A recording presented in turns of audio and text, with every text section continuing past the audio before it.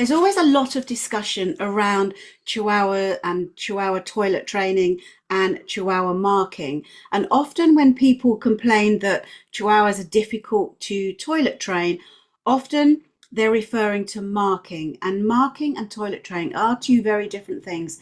So today I'm going to give you some tips on how to reduce Chihuahua marking in the house. So what is marking? Marking is small squirts of urine, which is always surprisingly sticky and hard to get off, that the dog will use to kind of send out messages to other dogs to say that they've been there, and they mark their territory. It's also an excitement and anxiety behavior, and it's generally the anxiety which creates the marking in the house. Both boys and girls will mark. Minnie is a prolific marker. Whenever we go out for a walk, she's always dropping into a little curtsy and marking as she goes along. But generally, in the house, it tends to be the boys. It will be the boys lifting their leg up vertical surfaces, up things that you put on the floor, things that they're not familiar with. And in the house, it tends to be marking from overexcitement and anxiety rather than marking their territory. Marking is a really annoying behavior. So today I'm going to give you some quick tips on how to reduce this marking behavior in the house. So like I said, marking is not just about marking their territory. It's also an excitement behavior. It's also an anxiety behavior. So one of the first things we need to look at when our dog is marking in the house is look at its routine. How much time is your dog spending in high arousal? How much time are they spending charging around like crazy beans? And then the marking and cocking their leg up things just becomes a natural part of that behavior. I'll give you an example. Prince used to mark on the bed, okay, which is unbelievably annoying when you go to get into bed at night and then you find that someone's peed up the pillow. So why was he doing it? We looked at the behavior and we looked at what was going on around that behavior, and what was happening is Prince would jump on the bed and he would look at what's going on out the window because it gave him the view to look on what's going out the window, and he would look at the comings and goings in the street. And if another dog came past, then he'd start with the bark, bark, bark out the window, and his arousal would go up and he'd start running around being a goose, and then his weeing on the pillows would just be a natural part of that excitement behavior. So obviously we would prevent access to him being able to get on the bed, to be able to look out the window. We would manage the situation and then start to think about his routine and how can we stop so much of this crazy behavior, increase his rest, and make sure that he is not in a constant state of this high arousal. So the first tip is look at your dog's routine, look at where this crazy excitement is coming in, and look at how much rest your dog is getting, so that they are emptying their emotional bucket and they're not running about in this high state of arousal.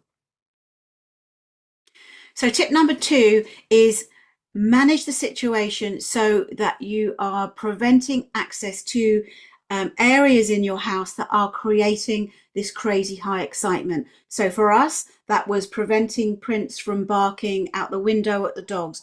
It might be barking at dogs out the front of the house.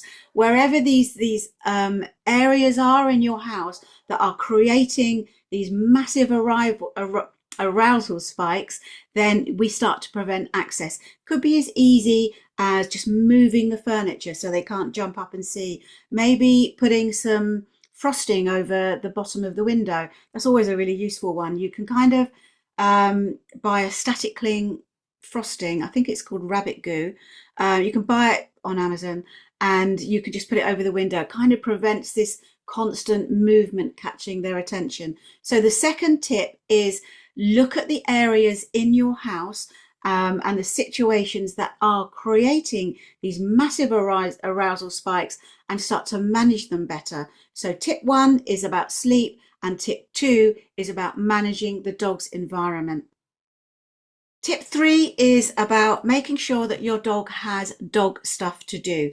And what I mean by that is that they have activities to do that engage their brain, that have higher value than charging around like a nutcase. That could be snuffle mats, that could be lick mats, that could be snuffle feeding. So make sure that your dog has plenty of things to do that engage the brain and bring your Chihuahua's arousal level down. Kongs are another good one. You put their dinner in a Kong, so they have to work it. All of these pay into your dog's mental health and help reduce anxiety. Now, tip number 5 might be a little bit controversial, is I would reduce your reliance on pee pads. It seems to be a big thing at the moment where everybody wants to train their dog to pee on pee pads. That is not a natural behavior for a dog. And all you're doing is encouraging your dog to pee in the house. Now that can send out a confused message. So is it okay to pee in the house or isn't it? So again, go back to taking your dog into the garden and making sure that they are peeing in the appropriate place. Tip number 5, create a positive interrupter noise. Now we do have another video on this on our channel. A positive interrupter noise is a noise that has been associated with good things for your dogs, as opposed to a negative interrupter noise, which could be from a can of coins or one of these little cannon things that you can buy that make a noise, which is just going to frighten, scare, and add more anxiety into the situation. So you create a positive interrupter noise. That could be just like, or whatever it is you feel that you can do, which you then pair with a good thing. So usually that's a treat. If you build this noise so that it means something to your dog before you use it, okay, please go back and watch the video on how to do it. When you see your dog about to cock his leg up something, you can use your interrupter noise to interrupt that behavior and move them and redirect them into something that's just a little bit more positive. So number 6 is again, it's about preventing rehearsal. So if your dog is in a situation where there is going to be high excitement and there is a possibility that they might pee up something, then remove them from that situation.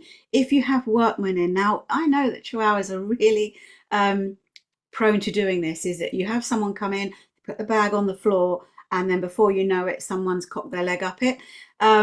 So prevent that from happening, okay? Try and prevent that rehearsal. So if you've got workmen coming in or you've got visitors, 1, don't leave stuff on the floor, and 2 is manage your Chihuahua. That might look like putting them on an indoor harness and a puppy line, just so you've got them by your side. And that's also a really useful tip if you've got a Chihuahua that you take to somebody else's house and they will then start marking, because they might start over marking that person's dog if they've got one, or it could be anxiety and excitement about being in the new environment. So keeping them on an indoor harness and a puppy line until you're outdoors is generally a little bit better.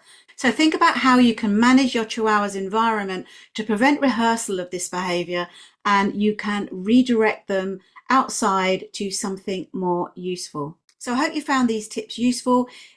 Please like and subscribe to our channel, and if you've got any questions, then please put them in the comments and I will come back to you. Ta-ta for now.